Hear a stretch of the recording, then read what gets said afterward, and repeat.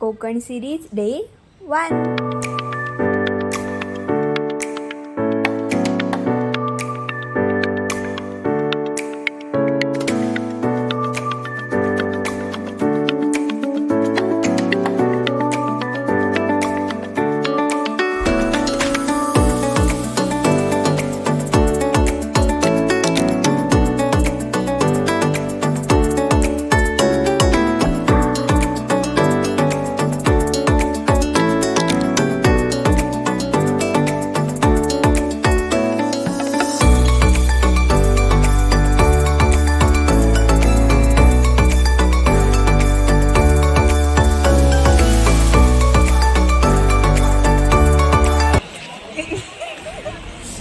Hello, मी पूर्वा। Hello, मी Rutuja. Hello. So आम्ही आमच्या 6 दिवसाच्या ट्रिपसाठी आलो आहे। तुम्हाला हळूहळू कळेल की आम्ही कुठे कुठे फिरणार आहे वगैरे। सो आता आमचं हे फर्स्ट काय म्हणू शकतो आपण, फर्स्ट स्पॉट। हां, सो आता आमची फर्स्ट स्पॉट बोलू शकतो आपण, गणपतीपुळे आहे। तर मग आजच सकाळी आम्ही आलो आहे। तर पुढे आम्ही दिवसभरात काय काय करणार आहे, आम्ही आत्ताच दर्शन घेऊन आलो आहे आणि आणखी पुढे पुढे आम्ही कुठे कुठे एक्सप्लोअर करणार आहे, तुम्हाला कळेल। प्राचीन कोकण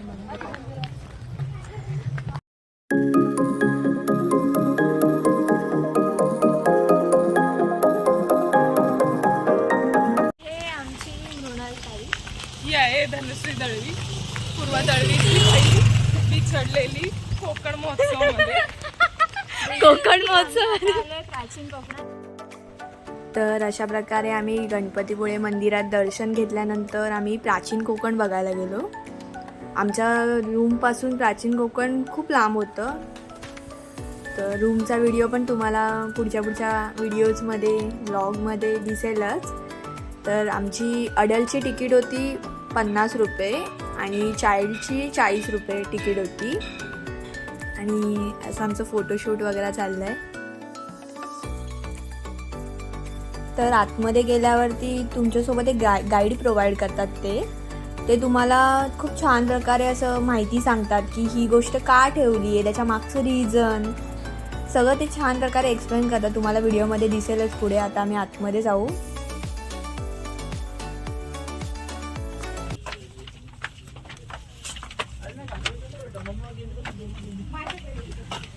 हे कोकमाचे झाड आहे, याला जी फळे येतात त्याच्यापासून कोकम सरबत, कोकम आगर तयार केले जाते।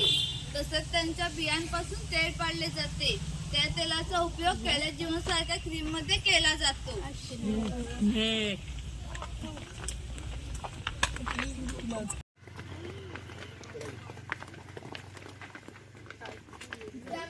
पृथ्वी जिंकून घेतली आणि जिंकून घेतली पृथ्वी त्यांनी दान केली। दान केली कोणती गोष्ट आपण स्वतःसाठी वापरत नाही, परंतु त्यांना राहण्यासाठी भूमी आवश्यक होती। आपण ज्या ठिकाणी आज उभे आहोत तिथे हजारो वर्षापूर्वी समुद्र होता।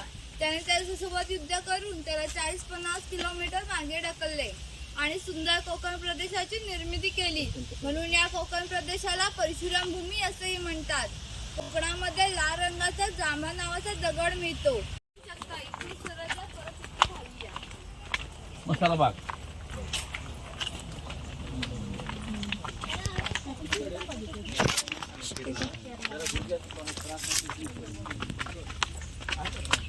तुम्ही इकडे कशाला गेला? इकडे ते टुरिस्ट तिकडे गेले, इकडे कशाला? अरे त्यांनीच सांगितलं।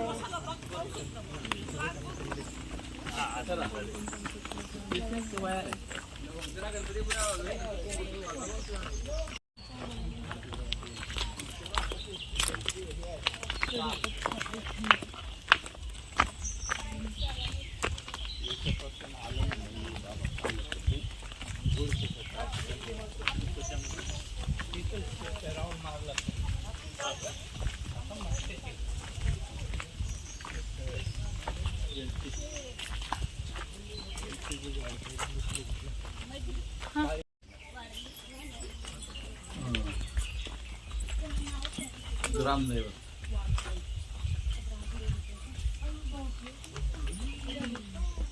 दाखवलं आहे।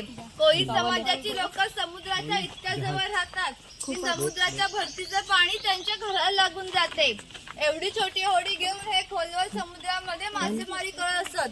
कधी कधी समुद्रामध्ये उसळणारा लाटा हा त्यांच्या होडीपेक्षा मोठे असत, तरी ते कुशलताने होडी वळवतात आणि पहाटेच्या वेळी परत घरी येतात. लोकांच्या घरोघरी जाऊन त्यांना सेवा पुरवत. त्याबद्दल त्यांना पैसे नव्हे तर केवळ धान्य मिळत असे. म्हणजेच एका नाभिकाला एका पुरुषाच्या घरी जाऊन केस व दाढी करण्यासाठी 4 पायली म्हणजेच आताचे 8 किलो धान्य मिळत असे. एवढ्या अल्प मोबदल्यात ही लोक समाजाची सेवा करीत असत. आमच्या नाभिकाविषयी आणखी थोडं मजेशीर वर्णन आमच्या लोकसाहित्यामध्ये आढळतं.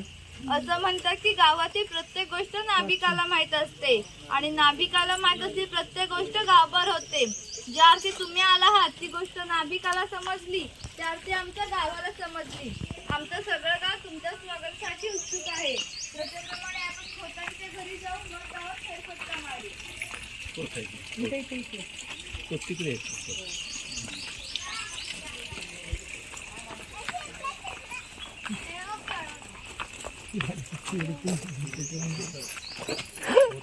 हे खोताचे घर आहे. राजाच्या गावातील ताई कुठे गेली?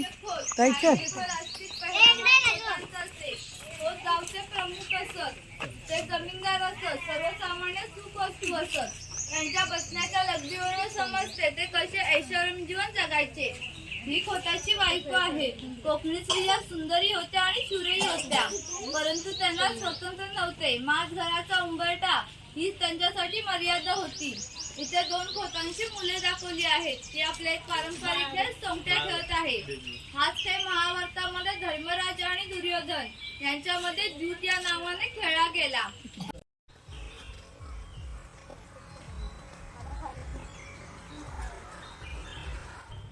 सो तिथे असे 2 शॉप होते. एका ठिकाणी तुम्हाला सगळ्या लाकडाच्या वस्तू मिळतील आणि एका ठिकाणी सगळे शिंपल्यांपासून बनवलेल्या वस्तू होत्या.